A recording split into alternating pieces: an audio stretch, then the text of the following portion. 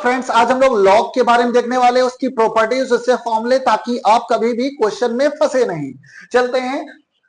देखो यहां पर लिखा है x की पावर a की power y, x is equal to a की पावर y, ऐसा लिखा है। तो आपको क्या करना है, जब कभी भी आप लॉग लगाओगे ना, जैसे आप लॉग यहां पर लगाओगे तो ये हो जाएगा लॉग और x, ये जो बेस है ना, बेस यहां पर गिरेगा कि बद्ध से, और y अपना टपक जाएगा क्योंकि वहां से हटा लिया गया है a। इतना आपको याद रखना है। फिर से एक बार बता रहे हैं, जैसे यहां पर लिखा है x is equal to a की पावर y, तो आप यहां लॉग लगाओगे तो हो जाएगा लॉग x, इतना हो गया।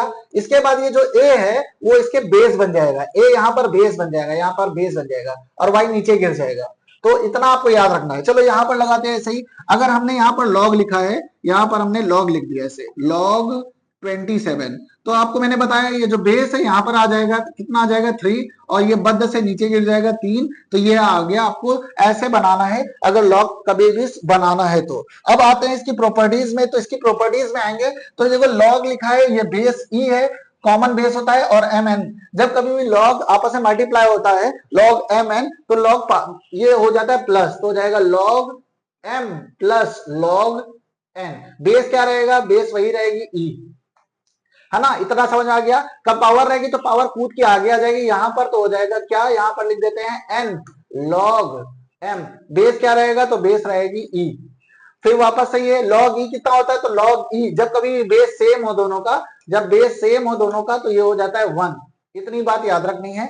फिर इसके बाद लॉग एम अपॉन एन है, तो यहां पर हो जाएगा log M minus log N. जब डिवाइड में हो तो माइनस होता है, और जब मल्टीप्लाई पे हो तो प्लस होता है, मल्टीप्लाई पे प्लस होता है। इतनी बात आपको याद रखनी है।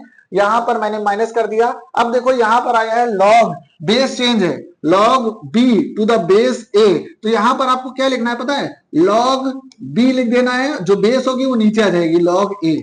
इतनी प्रॉपर्टी आपको याद रखनी है, बहुत कॉमन है, क्योंकि सीबीएसई बोर्ड में लॉग पढ़ाया ही नहीं जाता, और केमिस्ट्री फिजिक्स में भरा के दबा दबा के दे देगा, है ना। और यहाँ पर जब बेस सेम हो तो ये हो जाएगा आपका कितना, तो ये हो जाएगा 1। मैंने अभी यहाँ पर बताया था बेस सेम हो तो हो जाएगा 1। यहाँ पर वैसे तो x आएगा। अब यहां से और बोले log 1 कितना होता है, तो log 1 हो जाएगा 0।